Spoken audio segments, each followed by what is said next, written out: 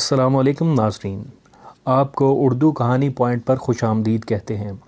دوستو، کہانی کی طرف بڑھنے سے پہلے آپ سے گزارش ہے کہ چینل کو لائک، شیئر اور سبسکرائب ضرور کر دیجیے گا۔ وہ 4 بھائیوں کی اکلوتی بہن تھی۔ باپ مزدور تھا، بھائی بھی مزدور تھے۔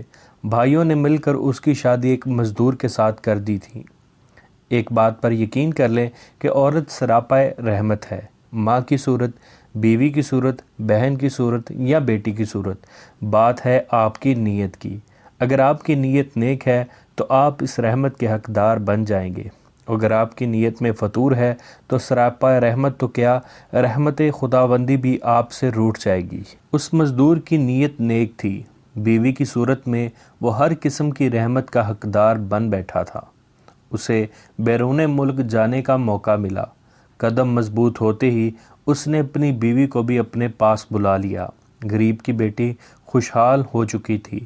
اب اس کی زندگی کا ہر دن یوم عید تھا تو ہر رات شب بارات تھی، مگر اس عالم میں بھی وہ اپنے ابو اور بھائیوں کو بھولی نہیں تھی۔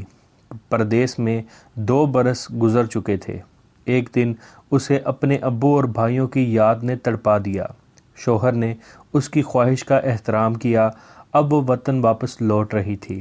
اس نے اپنی واپسی کی اطلاع کسی کو نہیں دی تھی۔ وہ اپنے گھر پہنچ کر اچانک سب کو خوشی دینا چاہتی تھی اور خوشی پانا چاہتی تھی۔ وطن پہنچ کر وہ سب سے پہلے اپنی امی کے پاس گئی۔ امی شہر خموشہ میں ابدی نیند کے مزے لے رہی تھی، مگر وہ جانتی تھی کہ اس کی آمد پر امی کو سکون ضرور ملا ہوگا۔ اب وہ اپنے گھر پہنچی۔ اسے اچانک اپنے سامنے دیکھ کر اس کے بھائی پریشان ہو گئے۔ ابو کہاں ہیں؟ اس نے سوال پوچھا۔ اس سوال کا جواب دینا تمام بھائیوں کے لیے مشکل ہو رہا تھا۔ پھر اسے ایک پڑوسن سے اپنے سوال کا جواب بھی ملا اور سراغ بھی ملا۔ نالائق بیٹوں نے اپنے باپ کو گھر سے نکال دیا تھا اور اب اس کا باپ ایک جھونپڑی میں اپنی زندگی کے دن پورے کر رہا تھا۔ وہ اپنے باپ کے پاس پہنچی۔